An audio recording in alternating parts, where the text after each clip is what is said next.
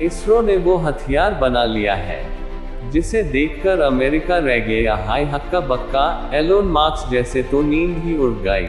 इधर जहां चीन और पाकिस्तान बिजी थे डीआरडीओ की जासूसी करवाने में, वहीं इधर इसरो ने कर दिया है एक ऐसा धमाका जिसे देख दुनिया रह गई है तंग। इसरो ने बना डाला स्पेस प्लेन जो भारत को बना देगा सुपर पावर। जी हां, आप इसे हथियार भी कह सकते हैं। और स्पेस प्लेन, यही तो है इसरो के इस खास तकनीक की खासियत। इसरो ने तैयार किया है ऐसा ब्रह्मास्त्र जिसकी तकनीक फिलहाल सिर्फ भारत के पास ही है। ये एक ऐसा प्लेन है जो स्पेस में जाकर मिसाइल फायर भी कर सकता है, स्पेस में सैटेलाइट को लॉन्च भी कर सकता है, और अगर चाहे तो दुश्मन के मिसाइल और ड्रोन्स को तबाह भी कर सकते हैं। उनकी सैटेलाइट स्कूल उड़ा भी सकता है। हमें पता है आप तक यहां ये नहीं समझ पाए होंगे, आखिर ये फाइटर जेट है या फिर स्पेस लॉन्चर या स्पेस छठा। तो चलिए फिर देर किस बात के शुरू करते हैं हमारा आज का एक बहुत ही इंटरेस्टिंग वीडियो। चाहे हाइपरसोनिक मिसाइल, लेटेस्ट टेक्नोलॉजी वाले फाइटर जेट्स हो या फिर हाईटेक ड्रोन्स, आज भारत के पास वो सब कुछ है जिसके वजह से भारत एलीट क्लब में शामिल हो चुका है। लेकिन क्या आपको मालूम है भारत के पास अब एक ऐसा हथियार भी है जो अब तक दुनिया में किसी के पास नहीं। ये कोई ड्रोन, मिसाइल या फाइटर जेट नहीं है, बल्कि एक स्पेस प्लेन है जिसे तैयार किया है भारत की स्पेस एजेंसी। इसरो ने इस प्लेन को दुनिया की नजर से छिपाकर बड़ा ही साइलेंटली बना डाला है। ये स्पेस प्लेन, जिसे TSTO स्पेस प्लेन कहा जा रहा है, DSTO इसका मतलब है टू स्टेज टू ऑर्बिट। ये क्या है? ये प्लेन सिर्फ ऊंचाई ताकि नहीं, धरती के वायुमंडल बल्कि उससे भी ऊपर स्पेस तक भी जा सकेगा। ये स्पेस में सफर भी करेगा और स्पेस में सैटेलाइट को लॉन्च भी कर सकेगा।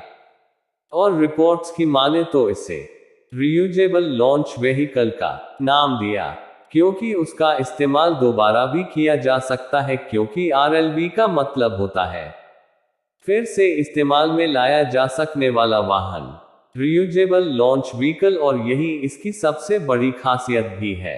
ये एक ऑर्बिटल री एंट्री व्हीकल है। यह पूरी तरह से स्वदेशी है, भारत में बना हुआ है। माना जा रहा है कि इस महान यान के सभी परीक्षण सफल रहने पर इसके जरिए सैटेलाइट लॉन्च करने और दुश्मनों के सैटेलाइट को निशाना बनाकर उन्हें नष्ट करने का काम किया जा सकेगा। जी हां, इस प्लेन के जरिए डायरेक्टेड एनर्जी वेपन्स चलाया जा सकेगा, यानी कि लेजर लाइट के जरिए आसमान से दुश्मन के कम्युनिकेशन टेक्नोलॉजी को खत्म किया जा सकता है। लेजर हथियार जैसे बिजली ग्रिड को उड़ा देना या फिर किसी कंप्यूटर सिस्टम को नष्ट कर देना। जी, भारत अब अपने दुश्मन के इलाके में ये काम सिर्फ अपने स्पेस प्लेन से ही कर सकता है। जरूरत पड़ने पर भारत अपने दुश्मन देशों के मिल ड्रोन्स या फिर किसी भी वेपन्स को चुटकियों में तबाह भी कर सकता है। बता दें कि इसरो का बनाया गया एक ऐसा जेट है जो स्पेस में बिजली की रफ्तार से मिसाइल को लॉन्च कर सकता है। इसकी स्पीड आवाज की स्पीड से भी ज्यादा तेज बताई जा रही है, यानी कि हाइपरसोनिक। यहां आपको बता दें कि भारत इससे न सिर्फ लॉन्चिंग और हमला कर सकता है, बल्कि इससे दुश्मन देशों की जासूसी भी कर सकता है, दुश्मन के हर एक चाल पर नजर रख सकता है।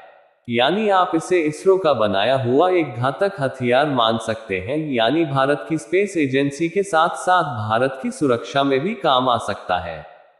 और इसीलिए इसे नए भारत का ट्रांसफॉर्मर कहा जा रहा है, एकदम हॉलीवुड फिल्म ट्रांसफॉर्मर के रोबोट्स की तरह, जिसे सिर्फ सैटेलाइट ही लॉन्च नहीं होंगे, बल्कि आप इसे जासूसी या हमला भी कर सकते हैं। ये दुश्मन के सैटेलाइट को उड़ाया जा सकते हैं। इसके बाद बता दें कि एक स्वदेशी स्पेस प्लेन है जो आसमान में तो जाएगा, रॉकेट के माध्यम से खुद से आएगा। आप देखना, खुद ही लैंडिंग करेगा, ऑटोमेटिक लैंडिंग, बिना किसी पायलट के। अब सिर्फ लॉन्च कर पाएगा, बल्कि भारत अपने आसमान की सुरक्षा में भी एक कदम आगे बढ़ जाएगा। ऐसी टेक्नोलॉजी अमेरिका, रूस और चीन जैसे देश भी पाना चाहते हैं। ताकि वो ऐसे प्लेन्स के जरिए अपने दुश्मनों के सैटेलाइट्स को उड़ा सके। और उनके पास अभी भी ये टेक्नोलॉजी नहीं है। होती तो शायद आपको मालूम ही होगा कि फिलहाल सैटेलाइट लॉन्च के लिए रॉकेट का इस्तेमाल किया जा रहा है, जिसका खर्च काफी ज्यादा आता है। ऊपर से रॉकेट ऊपर जाने के बाद वापस तो आता नहीं है, लेकिन इसरो की तकनीक काफी कमाल की है। सैटेलाइट्स को अंतरिक्ष ले भी जा सकता है और फिर वहां से सुरक्षित वापस लौट कर आ भी सकता है, और फिर इसे अगले मिशन के लिए तैयार भी किया जा सकता है। जी हाँ, जैसे कि अभी हमने आपको बताया कि इसका दोबारा इस्तेमाल किया जा सकता है। माना जा रहा है कि इससे सैटेलाइट लॉन्च में आने वाला खर्च काफी हद तक कम हो जाएगा, आधे से भी ज्यादा। कहा जा रहा है कि आने वाले समय में इसके एडवांस वर्जन से अंतरिक्ष में यात्री भी स्पेस की सैर कर पाएंगे। अब आप यहां शायद ये सोच रहे होंगे कि इसे वापस आने वाले कॉन्सेप्ट पर एलोन मस्क भी काम कर रहे हैं। उनका सैटेलाइट लॉन्चर भी तो कुछ ऐसा ही है। रियूजेबल रॉकेट तो ये भी बनाते हैं। तो इसरो ने इसमें क्या नया किया है? तो बता दें कि इसरो का रियूजेबल लॉन्च व्हीकल स्पेसएक्स के रियूजेबल रॉकेट से बिल्कुल अलग है। मिशन के दौरान स्पेसएक्स रॉकेट के निचले हिस्से को बचाता, जबकि इसरो रॉकेट के ऊपरी हिस्से को बचाएगा, तो ज्यादा कॉम्प्लेक्स होता है। इससे रिकवर करने से ज्यादा पैसों की बचत होती है। ये सैटेलाइट को स्पेस में छोड़ने के बाद वापस लौट आएगा। इस तरह का स्पेसक्राफ्ट ऑटोनॉमस लैंडिंग कर सकता है खुद ऑटोमेटिक। इसरो ने मई 2016 में हेक्स मिशन के तहत विंग RLDTD व्हीकल के री एंट्री की टेस्टिंग भी कर ली है। हाइपरसोनिक सब ऑर्बिटल व्हीकल की इस टेस्टिंग को उस वक्त एक मेजर घूस के तौर पर देखा गया था। उस वक्त RLV को एक रॉकेट में जोड़कर इसकी हाइपरसोनिक की आवाज की स्पीड से 5 गुना ज्यादा रफ्तार से उड़ान कराई गई थी। तभी 65 किलोमीटर की ऊंचाई तक गया था और बंगाल की खाड़ी में लैंडिंग की थी। इसके 6.5 मीटर लंबे वर्जन का वजन 1.75 टन बताया जाता है।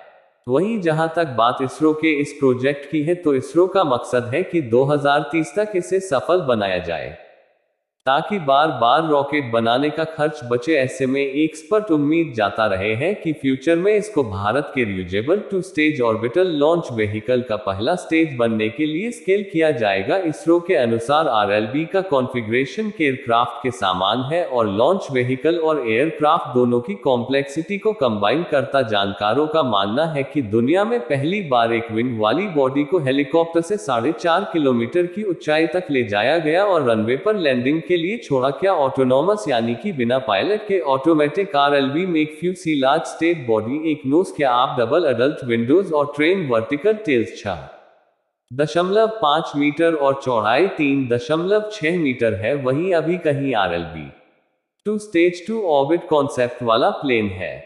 इसको ऐसे समझिए, ये पहली स्टेज में पंख वाला रेलवे खुद है और दूसरी स्टेज में इसे एक रॉकेट से जोड़ दिया जाता है। वहीं रियूजेबल लॉन्च व्हीकल की अभी जो लाइंग गैस पर इवेंट होना है, उसमें स्पेसक्राफ्ट खुद नेविगेट करेगा, खुद गाइड करेगा। फिलहाल इसरो और भी ज्यादा एडवांस बनाने पर काम कर रहा है।